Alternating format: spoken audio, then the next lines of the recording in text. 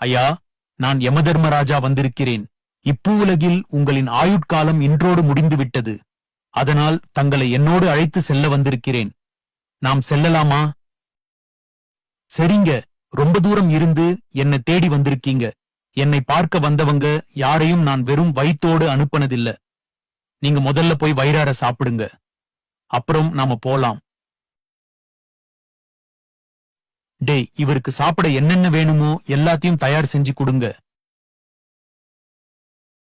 இவர் உயிரை எடுக்க வந்த நம்மையே வெறும் வயித்தோட திரும்ப போக கூடாதுன்னு வயிறார சாப்பாடு போடுறாரே என்று மனதில நினைத்தவாறே கண்களில் கண்ணீரோடு சாப்பிடத் தொடங்கினார் யமதர்மராஜா.